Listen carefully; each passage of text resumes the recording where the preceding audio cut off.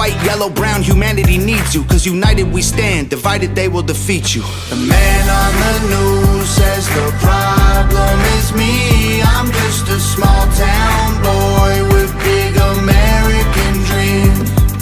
The world's going crazy and they lying to us. Don't know who to believe, so in God we trust.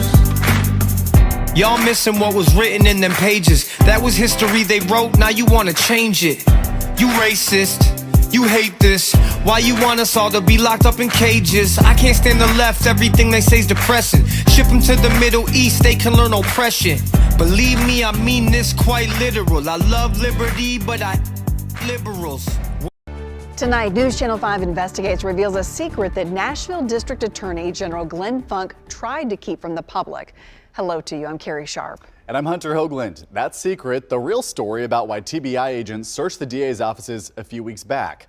Glenn Funk had suggested to reporters that agents were there at his request. But now our chief investigative reporter, Phil Williams, has discovered there's a lot more to this story. Phil?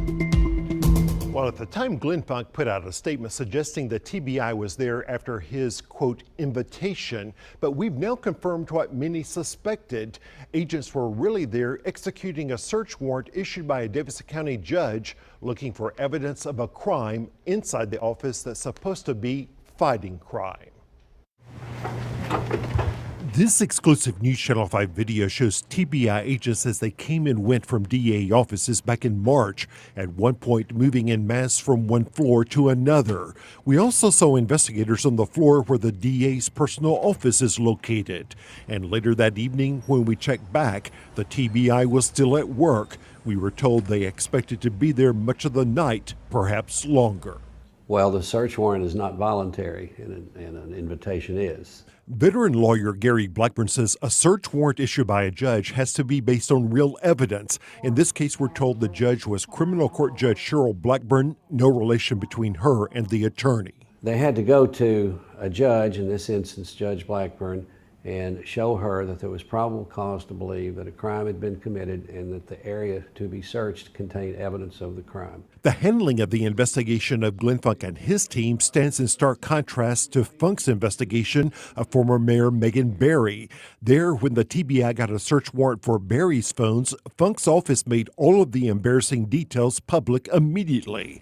In this case, all of the documents relating to the search warrant were filed under seal to keep it from the public, including the evidence used by investigators to justify the search. You have a policing agency that provides an affidavit.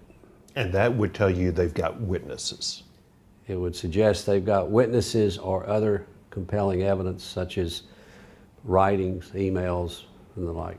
The rage followed a News Channel 5 investigation that had raised questions about the presence of microphone-equipped cameras around the DA's office, capable of recording conversations of people who did not know someone was listening. Signs warned about video surveillance, but not audio surveillance, which led to an investigation by the state attorney general of whether federal and state wiretapping laws were broken, something the DA denied.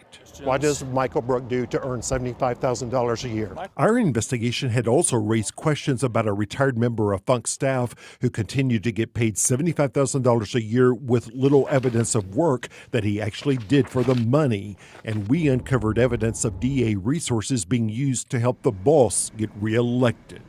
It'd be interesting to know what items were seized, assuming there were. Gary Blackburn said investigators may have some items under seal to protect witnesses who are cooperating in the investigation of a sitting DA. So you can have things of that nature.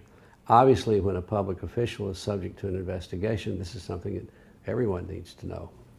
Eventually, it will all be disclosed. We reached out to General Funk's office for comment on this story, but we never heard back. News Channel 5 has now filed a motion asking the courts to release key documents related to the search, arguing that the public has a right to know about a criminal investigation involving a public official or his office. Curiously, we just learned that General Funk has now joined our motion to open the records. Funk's attorney says he would like to see them as well. Of course, we'll let you know what happens.